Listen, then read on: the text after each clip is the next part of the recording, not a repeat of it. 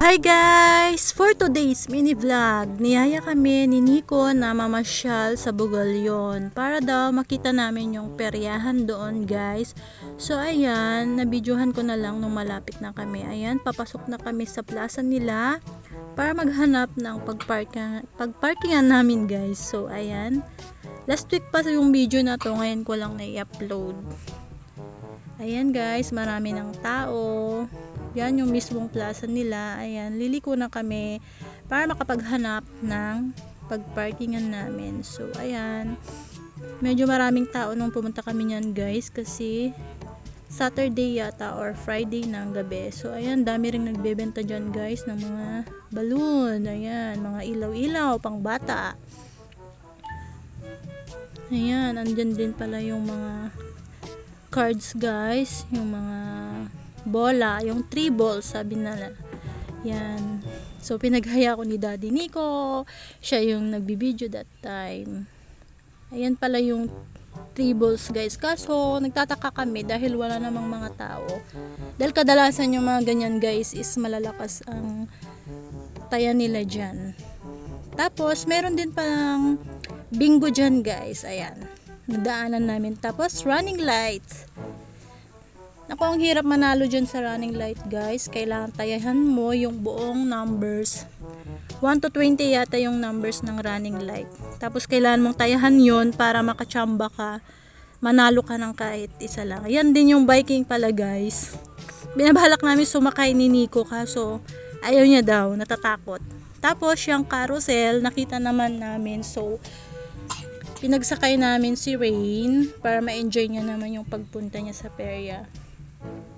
So ayan, habang binibidyohan kami ni Daddy Nico, kami pala yung unang pasahero dyan. Tapos yan, dumating na rin yung dalawang bata. Tapos yung mga parents nila, mga guardian nila. Sa totoo lang guys, ilan lang kaming nakasakay dyan. Siguro 4 lang kami. 4 na kids, 4 na guardian. So ayan, nag-start na dahil wala naman ng sasakay para hindi mainip yung mga bata. Ganyan naman guys, ang daming bakante. Si Rain, ayaw na ayaw niyang iniiwan ko siya. Kailangan nasa tabi niya lang ako. Kasi nakahawak siya sa akin. Natatakot siya na mag-isa niya lang. So ayan, mag-i-start na siyang umikot guys. Nahilo pa nga ako niyan dahil dire-diretso yung ikot. Tapos medyo mabilis. So ayan, nag-start na nga at nag-enjoy naman si Rain. Kaya lang takot nga siyang lumayo ako kahit konti lang. Tapos meron din palang horror house dyan guys. Horror house dyan guys. Tapos nakalagay naman yung mga bawal. May mga instruction naman sila yung mga hindi pwedeng pumasok dyan. Tapos yan naman yung Ferris wheel. Meron din silang mga warning na nakalayo dyan para if ever mababasa ng mga sumasakay or pasakay. So ayan, andyan din yung octopus. Yung octopus, grabe pala yan. Nabidyohan ko yan eh. Grabe pala yan, sobrang lakas nung pag-ikot niya. Tapos yung Viking, naaya ko si Nico dyan kaso ayaw niya. So hindi kami nakasakay. Yan. Tapos yun din yung Aladdin. Mga pangbata naman yan guys, na rides. Yan. So ang daming tao nung time na yan guys nung pumunta kami. Tapos yan naman yung piso-piso. Sobrang hirap manalo dyan guys. Promises. Ang hirap manalo dyan. Tsambahan lang talaga. Tapos yun pala yung octopus guys. Habang tumatagal, pabilis ng pabilis yung pag-ikot niya. Ayun naman yung Viking. Sayang, gusto ko naman sanang sumakay sa Viking kaso ayaw ni Nico. So, no choice. Ayan. Tingnan nyo yung octopus guys.